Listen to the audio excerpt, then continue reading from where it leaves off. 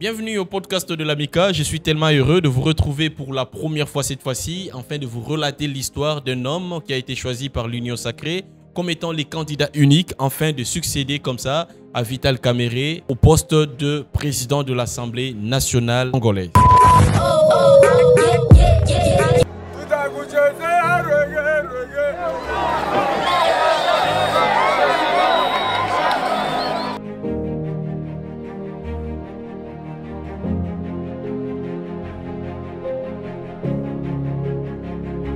Cet homme, c'est Aimé Boji. Qui est-il? D'où vient-il? Quel est son parcours, mais également quelle est son histoire? Aimé Sangara Bamanirwe. Son histoire commence le 8 janvier 1968 à Kabare, dans l'actuelle province du Sud Kivu. Il est le fils extra-conjugal d'un puissant homme politique des années 60, Dieudonné Boji. Son père, Dieudonné, fut le deuxième gouverneur noir de la province du Kivu. Et à cette époque, la grande province du Kivu incluait donc les actuelles provinces du Nord Kivu, du Sud Kivu, mais également du Maniema. Il était donc très puissant, il gérait une grande étendue du territoire congolais. Aimé Sangara Bamanirwe est donc né d'une liaison entre Dieudonné Boji et une charmante jeune femme issue de la famille Sangara, une lignée régnante des Bouzi Boulenga. La jeune dame tombe enceinte, mais le père, lui, refuse de reconnaître l'enfant. Il grandira donc auprès de sa mère, dans une famille plutôt aisée, une enfance stable, marquée essentiellement par la rigueur, mais également l'exigence. Il fera ses études secondaires au prestigieux collège Al-Fadjiri de Bukavu, avant de rejoindre comme ça la prestigieuse université de Lubumbashi. En 1990, les événements tragiques de l'opération Liti Timboka changent ainsi les destins d'un homme, vous allez le voir, qui finira par devenir le vice-premier ministre de budget. Vers les années 90, Aimé est étudiant à Lubumbashi. Plusieurs étudiants sont massacrés sur les sites universitaires et donc lui prend la fuite vers la Zambie où il s'installera très brièvement en tant que réfugié zaïrois. C'est à partir de la Zambie qu'il partira en Angleterre et aura donc l'occasion de s'inscrire à la très prestigieuse université d'Oxford. En 1994, il décroche un bachelier en économie, administration mais également le management.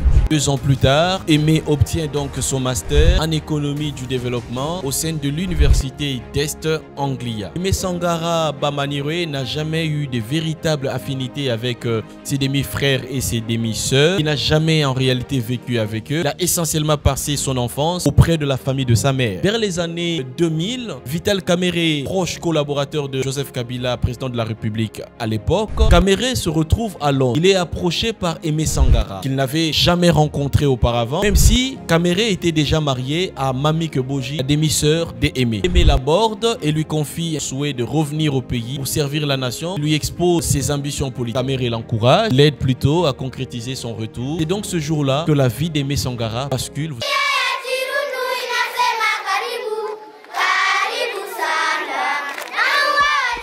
En février 2006, Aimé Sangara regagne Kinshasa et donc il participe au premier congrès du Parti du Peuple pour la Reconstruction, le PPRD. À l'époque, Vital Kamerhe occupe les postes de secrétaire général du parti. Aimé Boji est donc nommé comme étant conseiller principal du secrétaire général du PPRD, Vital Kamerhe. 2006 est une année électorale, comme vous le savez. Et donc Kamerhe demande à Aimé de se présenter à la députation nationale dans la circonscription électorale de Walungu. Pourquoi Walungu? Mais pour 2 raisons essentielles. Parce que à Walungu, Kamerhe est très populaire, mais également le nom Boji est un nom adulé, respecté, connu de tous. Kamerhe conseille à Aimé Sangara Bamanirwe de reprendre le nom de son père. Ainsi, par l'entremise de Vital Kamerhe, homme fort du régime Kabila, Aimé obtiendra très vite un jugement supplétif, lui attribuant ainsi le nom de Boji. Alors qu'il deviendra Aimé Boji Sangara Bamanirwe. Résultat, et désormais Aimé Boji se fera élire avec plus de 25 000 voix sous la couleur du PPRD. Depuis lors, il devient un acteur majeur de la scène politique congolaise. En mars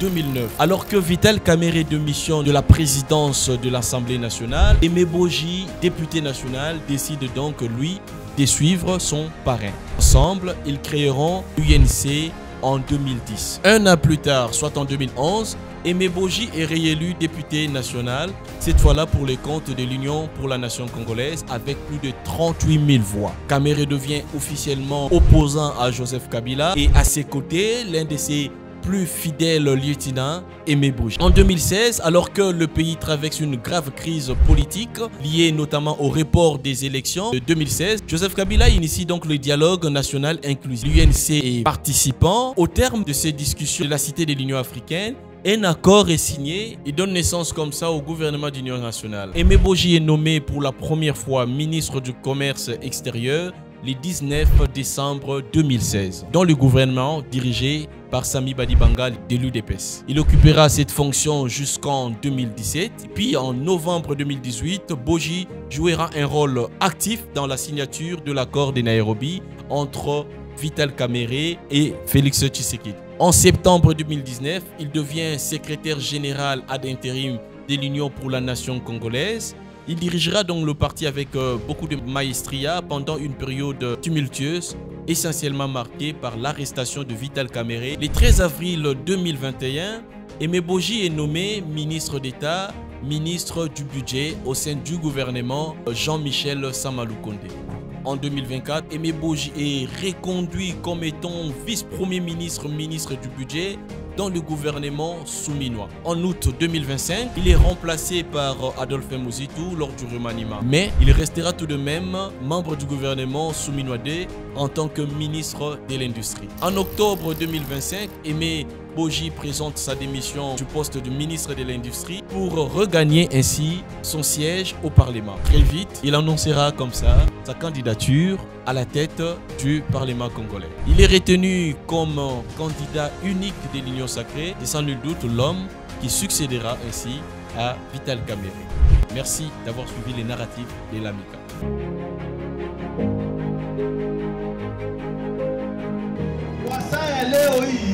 Tuko